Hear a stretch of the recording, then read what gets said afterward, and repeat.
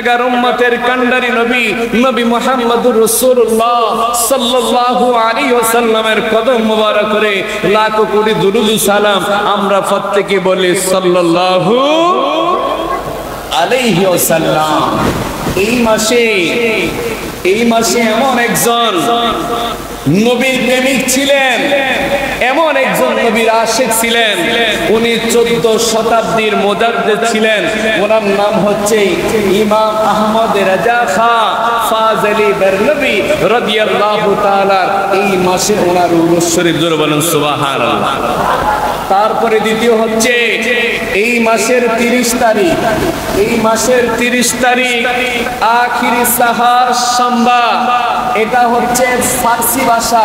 আখিরি মানে শেষ, সাহার মানে সফর মাসের শেষ, আর সাম্বা এটাকে ফার্সিতে বলা হয় বুধবার। জোরে বলেন সুবহানাল্লাহ। দুইটা ফজিলতের মাসে আল্লাহ পাক রব্বুল আলামিন আমাদেরকে মসজিদে আসার বসার তৌফিক দান করেছেন, সেজন্য আরেকবার শুকরিয়া আদায় করে আলহামদুলিল্লাহ। আল্লাহ পাক রব্বুল আলামিন পবিত্র কুরআনুল কারীমের মধ্যে আল্লাহ পাক রব্বুল আলামিন বলেন, আমি আল্লাহ হচ্ছি রব্বুল আলামিন। জোরে বলেন সুবহানাল্লাহ। আলহামদুলিল্লাহি রাব্বিল আলামিন।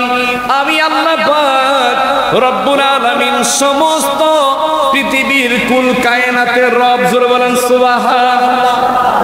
আর আমার নবীর শানে বলেছেন, ওয়া মা আরসালনাকা ইল্লা রাহমাতাল লিল আলামিন। আল্লাহু আকবার। আর আমার নবীর শানে আমার আল্লাহ বলেন, ওয়া মা আরসালনাকা ইল্লা রাহমাতাল লিল আলামিন। ইয়া রাসূলুল্লাহ, নবী গো, ও মায়ের নবী, আপনি নবীকে আমি যতদূর জায়গার রব, আমি সারা কুল কায়নাতের রব, আর আপনি নবীকে সারা কুল কায়নাতের রহমত স্বরূপ আমি আল্লাহ আপনাকে প্রেরণ করেছি। জোরে বলেন সুবহানাল্লাহ। হাদিস শরীফ প্রমাণ করে হযরত আবু হুরায়রা রাদিয়াল্লাহু তাআলা থেকে হাদিস, হযরত আনাস রাদিয়াল্লাহু তাআলা থেকে হাদিস, আল্লাহ নবী বলেন, আলা লা ঈমানা লিমান লা মুহাব্বাত লাহু। যার প্রতি আমি নবীর মুহাব্বত নাই, তার ঈমান নাই। জোরে বলেন আল্লাহু আকবার। আরেকটা হাদিসের মধ্যে আল্লাহ নবী বলেন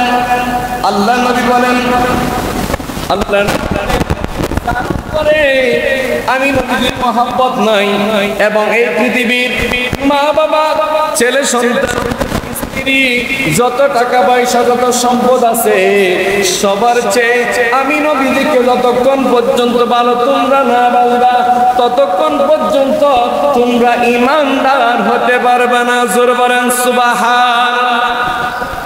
এই জন্য আগামী মাসটা আসতেছে ঈদে মিলাদুন নবীর মাস। জোরে বলেন সুবহানাল্লাহ। ঈদে মিলাদুন নবীর মাস। এই মাসে লক্ষ লক্ষ কোটি কোটি আশিকে রাসূল নবীজির ঈদে মিলাদুন নবী, নবীজির আগমনে খুশি হয়ে চট্টগ্রামের দিকে তাকাইবেন। রমজানের ঈদ বলেন, কুরবানি ঈদ বলেন, এত খুশি তারা হয় না। প্রত্যেকটা গলিতে গলিতে গরু জবাই করে তারা ঈদে মিলাদুন নবী পালন করে। জোরে বলেন সুবহানাল্লাহ। এই জন্য দেখবেন বাংলাদেশের সবচেয়ে ধনী টাকা পয়সা হলো চট্টগ্রামের মানুষের কাছে। কারণ আল্লাহর হাবিব বলেছেন, আল্লাহ পাক রব্বুল আলামিন বলেছেন, ঈদে মিলাদুন নবীতে যারা খরচ করবে তাদের সম্পদ আল্লাহ বৃদ্ধি করে দিবে। জোরে বলেন সুবহানাল্লাহ। এই জন্য ঈদে মিলাদুন নবীর মাসের পূর্বে হচ্ছে সফর মাস। এই সফর মাসের 30 তারিখ এটাকে বলা হয় আখিরি সাহার সাম্বা। জোরে বলেন আল্লাহু আকবার। আল্লাহ নবী সাল্লাল্লাহু আলাইহি ওয়াসাল্লাম সফর মাসের প্রথম থেকে আল্লাহ নবী অসুস্থ ছিলেন। সফর মাসের শেষ বুধবার আখিরি সাহার সাম্বা, শেষ বুধবার, ওই সময় ছিল, তারিখটা ছিল 30 তারিখ। জোরে বলেন সুবহানাল্লাহ। 30 তারিখ বুধবার ছিল। ওই দিনে আল্লাহ রাসূল সকালবেলা মা আয়েশা সিদ্দিকা রাদিয়াল্লাহু তাআলা কে ডাক দিয়ে বলে, আয়েশা, আজকে আমার জ্বরটা কম লাগে, আমার জন্য তুমি পানি গরম করো, আমার একটু গোসলের ব্যবস্থা করে দাও। জোরে বলেন সুবহানাল্লাহ। আল্লাহর নবী আয়েশা সিদ্দিকা রাদিয়াল্লাহু তাআলা আনহাকে ডাক দিয়ে বললেন, আয়েশা, আজকে আমার শরীরটা সুস্থ লাগে, আমি গোসল করব, আমার জন্য গোসলের ব্যবস্থা করে দাও। মা আয়েশা সিদ্দিকা রাদিয়াল্লাহু তাআলা আল্লাহর নবীকে গোসলের ব্যবস্থা করে দিলেন। আর একজন সাহাবাকে বললেন, এই আমার সাহাবা, যাও যাও, আমার ইমাম হাসান, আমার ইমাম হুসাইন রাদিয়াল্লাহু তাআলা, আমার মা ফাতেমা রাদিয়াল্লাহু তাআলা আনহাকে আমার বাড়ির মধ্যে নিয়ে আসো, আমি তাদেরকে নিয়ে একসাথে নাস্তা করব। জোরে বলেন সুবহানাল্লাহ। নাস্তা করবো, কি করব? আমার নাতিদেরকে নিয়ে আজকে আমি সুস্থতা লাভ করেছি, আমি গোসল করেছি, আজকে আমার দুই নাতি ইমাম হাসান এবং হুসাইনকে সাথে করে আমি সকালবেলা নবীদের নাস্তা করবো। জোরে বলেন সুবহানাল্লাহ। নবীজি সুস্থতা বোধ করলেন। হযরত বেলাল রাদিয়াল্লাহু তাআলা এবং মসজিদে নববীর ওই বারান্দার মধ্যে 70 জন সাহাবা থাকতো, নাম হচ্ছে আহলে সুফফা। জোরে বলেন সুবহানাল্লাহ। মানে আহলে সুফফা মানে বারান্দার অধিবাসী। আল্লাহ রাসূলের মসজিদে নববীর বারান্দার মধ্যে ওই সাহাবায়ে কেরামরা থাকতো। আর আল্লাহ রাসূল যখন যা হাদিস বলতেন, আবু হুরায়রা রাদিয়াল্লাহু তাআলা তারা সবাই হাদিসগুলো লিখে রাখতেন। জোরে বলেন সুবহানাল্লাহ। তাদেরকে বলা হয় আহলে সুফফা, মানে বারান্দার অধিবাসী। জোরে বলেন সুবহানাল্লাহ। হযরত বেলাল রাদিয়াল্লাহু তাআলা সহ আহলে সুফফার সমস্ত সাহাবায়ে কেরাম মক্কা মদিনা অলিগলিতে বিদ্যুতের গতি নেয় যাইয়া সাহাবায়ে কেরামরে বলে দিলেন, আল্লাহর নবীজি অনেকদিন পরে আজকে সুস্থতা লাভ করেছে। আর সাহাবায়ে কেরাম যখন কোনো পানির বাঁধ ভেঙে যায়, কোন সাগরে যখন বাঁধ ভেঙে যায়, যেইভাবে পানির স্রোত বইতে থাকে, সাহাবায়ে কেরাম মক্কা মদিনা থেকে এইভাবে নদীর পানির স্রোতের মতো আল্লাহর নবীকে এক নজরে দেখার জন্য এসেছিলেন। জোরে বলেন সুবহানাল্লাহ। আল্লাহ নূতন করে দিলেন। জোরে বলেন সুবহানাল্লাহ। সুস্থতার খুশিতে হযরত সাইয়্যিদিনা আবু বকর সিদ্দিক রাদিয়াল্লাহু তাআলা ৫,০০০ দিরহাম গরিব মিসকিনদের মাঝে বন্টন করে দিলেন। আল্লাহ নবীর দ্বিতীয় সাহাবী হযরত সাইয়্যিদিনা ওমর ফারুক আযম রাদিয়াল্লাহু তাআলা আল্লাহ নবীর সুস্থতার কথা শুনে ৭,০০০ দিরহাম আল্লাহর রাস্তায় গরিব মিসকিন মানুষদের মধ্যে বন্টন করে দিলেন।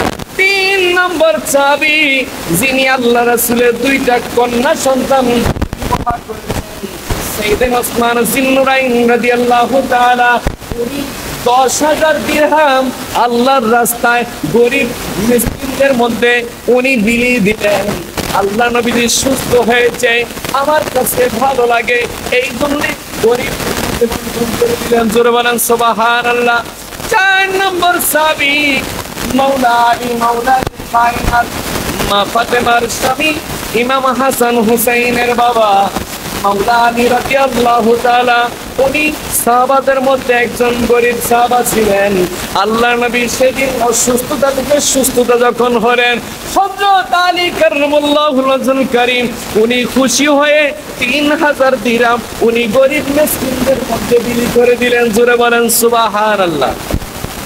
মদিনার সবচেয়ে ধনবান সাহাবী, সবচেয়ে বড় ব্যবসায়ী হযরত আব্দুর রহমান ইবনে আউফ রাদিয়াল্লাহু তাআলা, আল্লাহর নবীজির খুশি হওয়া, আল্লাহর নবী যখন সুস্থ হলেন এই কথা জানতে পারে, উনি ১০০ উট আল্লাহর রাস্তায় জবা করে উনি গরিব মানুষের মধ্যে মিসকিনদের মধ্যে উনি বন্টন করে দিলেন। জোরে বলেন না সুবহানাল্লাহ। কয়টা উট? ১০০ উট। হযরত আব্দুর রহমান ইবনে আউফ রাদিয়াল্লাহু তাআলা, উনি মদিনার সবচেয়ে বড় ধনবান এবং ব্যবসায়ী ছিলেন। উনি ১০০ উট আল্লাহ রাসূলের সুস্থতার কথা শুনে খুশি হয়ে ১০০ উট আল্লাহর রাস্তায় জবাই করে কুরবানি দিয়ে গরিবদের মাঝে উনি বস্তুগুলো বন্টন করে দিয়েছে। জোরে বলেন না সুবহানাল্লাহ। ওই দিনটার নাম হচ্ছে আখিরি সাহার সন্ধ্যা। জোরে বলেন সুবহানাল্লাহ। ওই দিনটা আগামী বুধবার। কোন দিন? আগামী বুধবার। ওই দিনের মধ্যে কেউ যদি কোরআনের 7টা সালাম এবং কোরআনের 7টা ওই শিফার আয়াত যদি কোনো ব্যক্তি পানি খায়, আল্লাহ পাক রব্বুল আলামিন ওই ব্যক্তির জটিল এবং কঠিন রোগ আল্লাহ পাক রব্বুল আলামিন ভালো করে দিবেন। জোরে বলেন সুবহানাল্লাহ। কারণ এই দিনটা হচ্ছে অসুস্থতা থেকে সুস্থতা লাভের দিন। এই জন্যে এশিয়া উপমহাদেশে আল্লাহর ওলিরা এই দিনটাকে স্মরণ করে মিলাদ দেয়, মাহফিল দেয়। এই দিনটাকে অনেকে রোজা রেখে এই দিনটাকে স্মরণ করে, এই দিনটা দান খয়রাত করে, এই দিনটা রোগ মুক্তির জন্য গোসল করে, এই দিনটা মানুষ দান খয়রাত করে, এই দিনটা মানুষ চোখের মধ্যে সুরমা লাগায় এবং প্লেটের মধ্যে সূরা লিখে আয়াত লিখে আয়াতে সালাম লিখে খেলে বিভিন্ন রোগ আল্লাহ ক্ষমা করে দিবেন। জোরে বলেন সুবহানাল্লাহ।